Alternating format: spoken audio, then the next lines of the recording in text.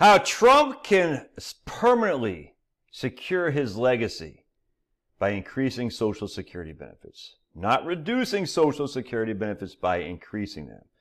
So when you think about Social Security, who do you think about? You think about FDR. All right, 1935, they passed the Social Security legislation, and FDR signed it. Who else do you think about? Most of you are going to think about Reagan, because Reagan signed the first tax increase on Social Security that was presented to him by a Democratic Congress, but no one thinks about the Democratic Congress because the media is so anti-Republican. They just think about Reagan having raised the taxation of Social Security and increasing your full retirement age, essentially. So reducing your benefits, basically. All right. No one remembers that Clinton signed the same thing in 1993 with a full, huge majorities in Democratic Congress. But we do remember Reagan, maybe Clinton, if you're on the right, and certainly FDR. So those three guys, primarily Reagan, hurt Social Security. FDR brought it to us. I mean, it's just the nature of the media, how horrible they are. No one should pay attention to them. But this is what we're dealing with. So everyone thinks Trump is going to cut Social Security, which is politically stupid. Remember, Trump's base is upper middle income and lower middle income. That base right there, the middle taxpayer. The Democrats are the uber wealthy and the poor. That's what the Democrats are. The Republicans are the upper middle income and middle and lower middle income. So who benefits most from Social Security? Republicans. It's just that simple, man. So Republicans, if they were smart, they'd say, okay, we benefit most from Social Security. Let's make our base happy. All right, so how Social Security works right now is we've got 3 bend points, which determines what our benefit will be. All right. And so what we do here is we say we have to figure out what our average index monthly earnings is first and foremost. That's the first thing we got to figure out to get what our Social Security benefit is. So we're going to use a guy here. We're going to say this guy made an average yearly index earnings. All right. And I'm not going to go into that here today. I've done videos on this before. But he made on average $50,000 a year of index earnings, but he only worked for 25 years. So we take 50,000 times 25, that gives us 1.25 million of basically taxable Social Security wages. Now remember, for Social Security, you're taking your average index yearly earnings times 35 because you have 35 years. They're giving you your top 35 years of index earnings. Well, here he only has 25. Doesn't matter. We're still dividing this by 420, which is 35 years. All right, so here he's got 25 years of indexed earnings, but he's still being calculated as if he had 35 years, which means he has 10 years of big fat goose eggs. All right, that's how it works. You take your top 35 years of indexed earnings, divide by 420, and that gives your AIME, your average index monthly earnings. If you don't have 35 years of index earnings, you got a bunch of goose eggs. We still use this number right here, 420. That still gives us our top 35 years of index earnings, 10 of which in this case would be 0. It be it as may. So his average index monthly earnings is $2,976. That's not how we that's not what his benefit is. His benefit would we have to use these bend points. The first $1,174, he gets 90% of that.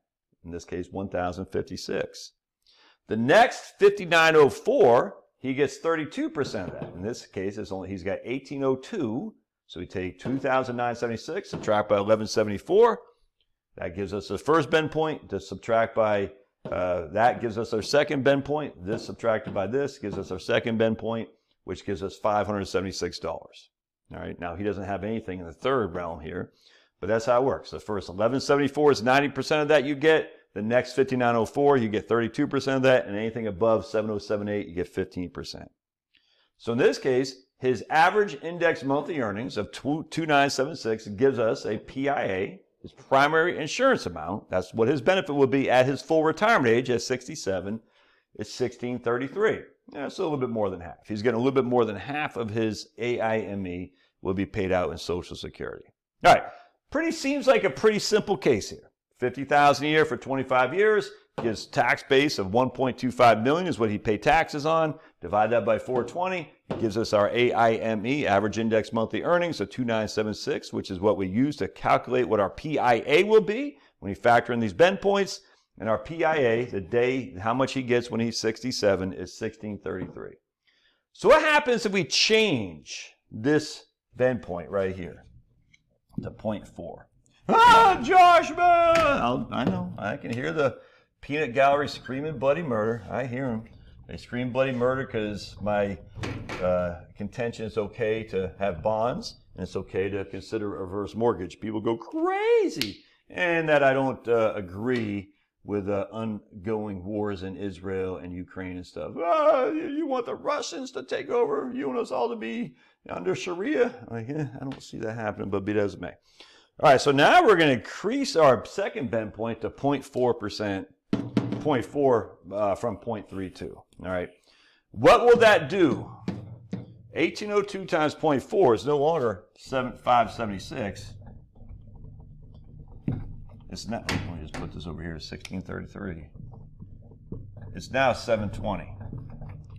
So in this case, his Social Security will grow from 1633 to 1776. Basically an increase of $150 a month. $150 a month of increase right there. Now you might say, but Josh, that's not that much.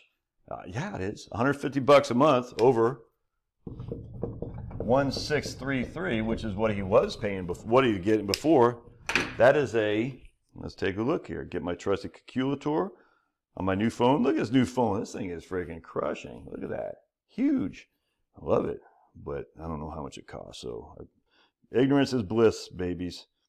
That's a 9.1% increase in his Social Security benefit. 9.1%. 9.1% increase. That ain't too shabby. I can hear the people. How are you going to pay for this, Josh? And this is what the Republicans have shot themselves in the foot all the time. How are you going to pay for it? Why do the Democrats never have to justify how they pay for it? How come the military never have to justify how we pay for this with military spending? We never have to justify how we pay for it by Department of Education, EPA, all this stuff. How come it's always tax cuts and Social Security? We never have to justify how we pay for anything other than if we want tax cuts or some benefit increase in Social Security. It's the weirdest thing, man. It's such a fraud. We don't pay for anything. Our deficits are $2 trillion right now. That means that's how much we don't pay for. That means of our GDP is like, what, 25 trillion or something like that? I think our budget, I think we get, what, $6.5 trillion of tax revenue, something like that. We're spending $2 trillion above what our tax revenue is. It's like, I don't know what it is, a 20% budget deficit. I don't hold me accountable, but it's certainly a huge budget deficit. And how long has there been a budget deficit? For as far as the eye can see, man. It's weird. But at some point, Josh, no one will want our bonds. And yet they've been saying that for freaking decades. Why is it just Social Security and tax cuts where people get all wrapped around this? We got to balance the budget. We never do.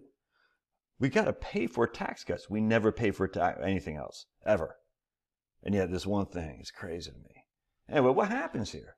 Trump rewards his base with we'll say a 10% increase in Social Security for this guy.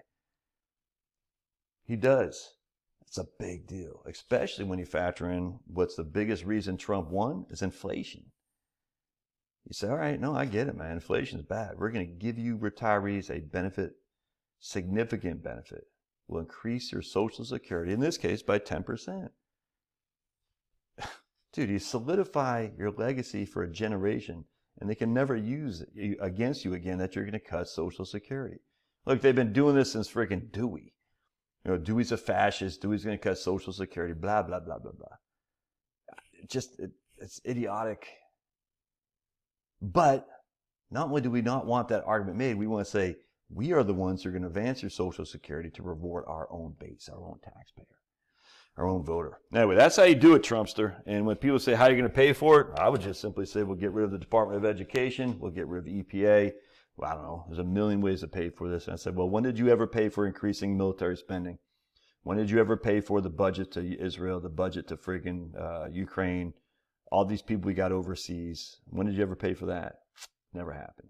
Okay. Let's get our own citizens squared away. All right. Love your thoughts. God bless. Don't forget to paw that like button and subscribe. Subscribe to your old buddy Josh. I want to get that 100,000 subscribers. Probably take until I'm dead. All right. God bless.